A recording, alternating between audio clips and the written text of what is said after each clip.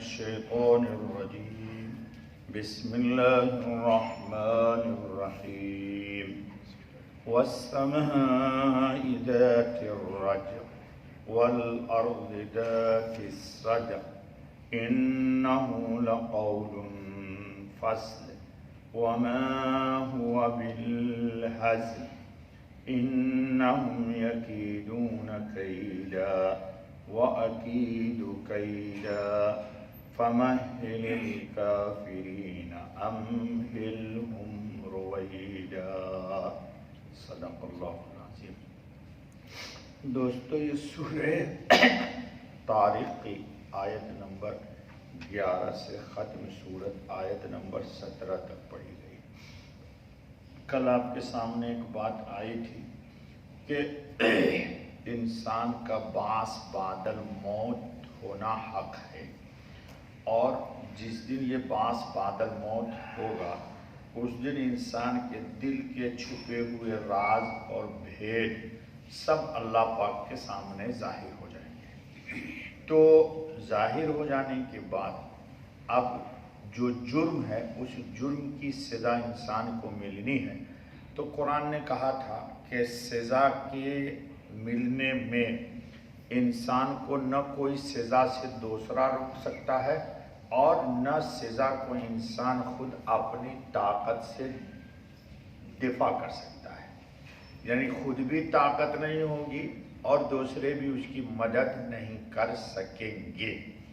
اب آج کے درس میں آ رہا ہے وَالسَّمَاءِ ذَاتِ الرَّجْعِ، اللہ قسم کھاتے ہیں، قسم ہے آسمان چکر مارنے والے کی۔ آسمان کے اندر آسمان سے بارش ہوتی ہے اور بارش ختم ہوئی پھر بارش آئی، تو آسمان میں صلاحیت ہے گویا کہ بار بار بارش کو برسانے کی۔ اللہ اس کی قسم کھاتے ہیں۔ رجعن کا ترجمہ لوٹانا، جی رجعن لوٹانا۔ بارش کو رجع کہنے کی وجہ ہے کہ ہر سال بارش لوٹ لوٹ کر آتی ہے۔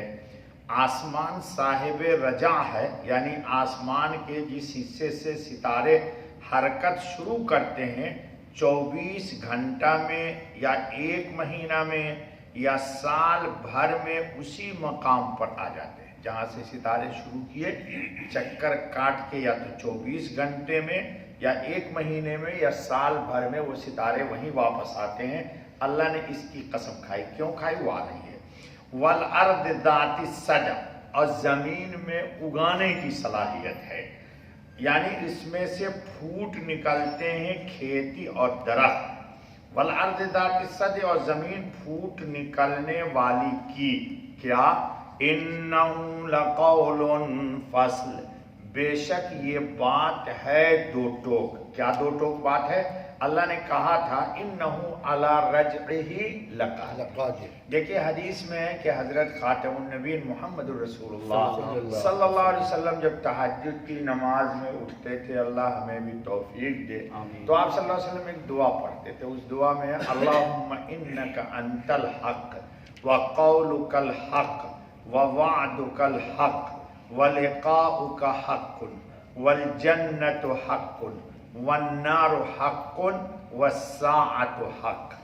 جی 7 چیز کو اللہ کے رسول نے فرمایا حق اور سچ ہے۔ کہا اللہ کی ذات اللہم انکا انت الحق، اے اللہ آپ بھی حق ہے، وقولک الحق، اور آپ کی بات بھی سچ اور حق ہے، ووعدک الحق، اللہ آپ کا وعدہ بھی سچا اور حق ہے، جی ولقاؤک حق، اور آپ سے ملاقات یقیناً حق اور سچ ہے، جی والجنت حق، جنت بھی حق ہے، جی والنار حق، اور قیامت بھی حق ہے، اور انسان جی جہنم بھی حق ہے۔ تو یہ سب حق ہے، تو اللہ خود بھی حق ہے اور اللہ کا کلام بھی حق ہے۔ اللہ نے کہا إِنَّهُ عَلَى رَجْعِهِ لَقَادِرٌ، کہ قیامت کے دن انسان کو اللہ دوبارہ اٹھائیں گے۔ وَمَا هُوَ بِالْحَزْلِ، اور نہیں یہ بات ہنسی کی۔ کیا مطلب؟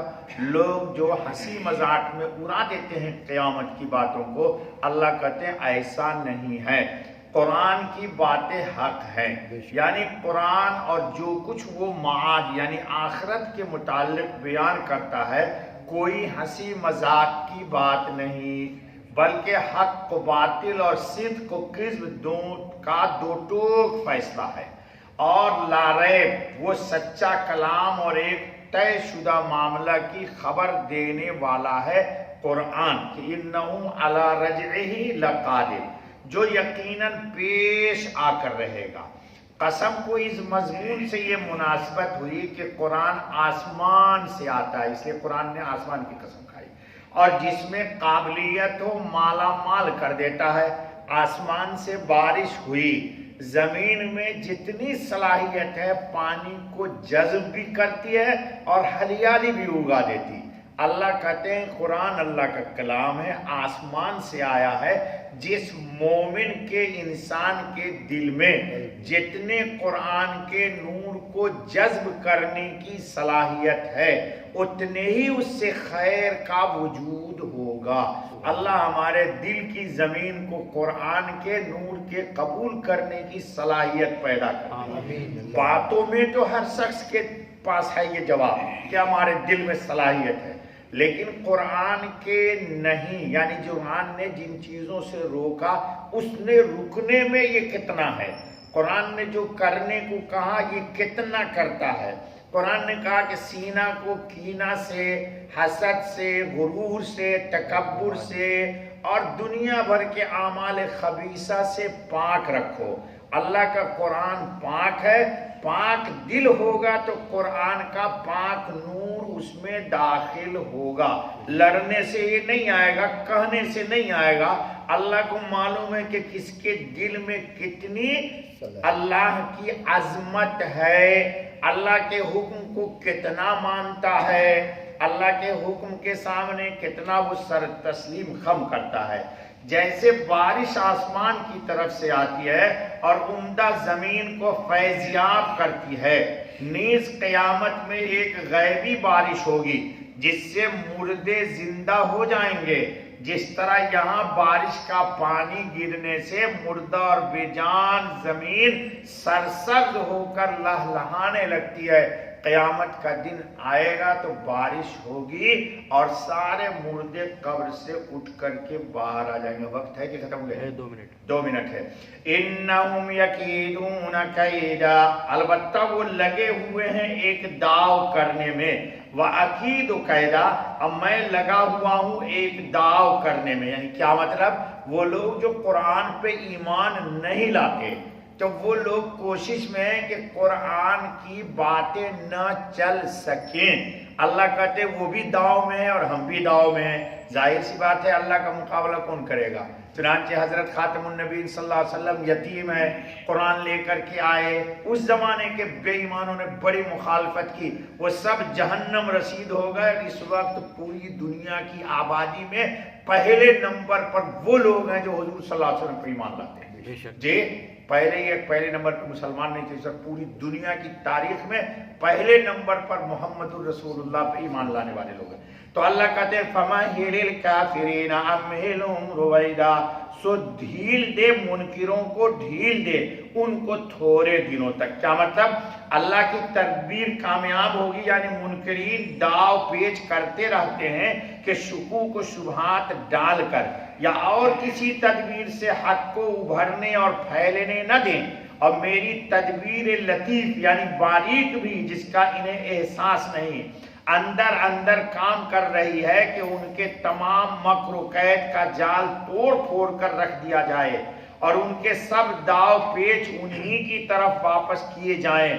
اب خود سوچ لو کہ اللہ کی تدبیر کے مقابلے میں کسی کی چالاکی اور مکاری کیا کام دے سکتی ہے؟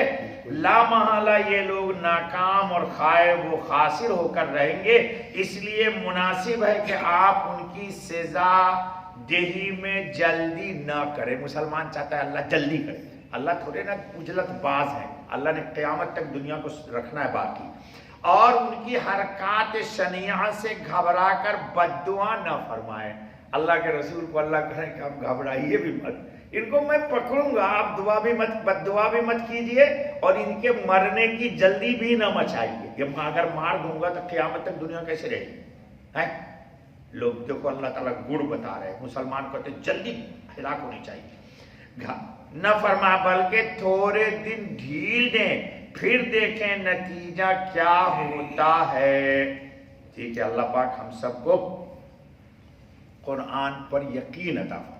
آمین۔ سبحان اللہ بحمدہ، سبحان اللہ العظیم، سبحانک اللہم و بحمدک، اشہد ان لا الہ الا انت، استغفرک۔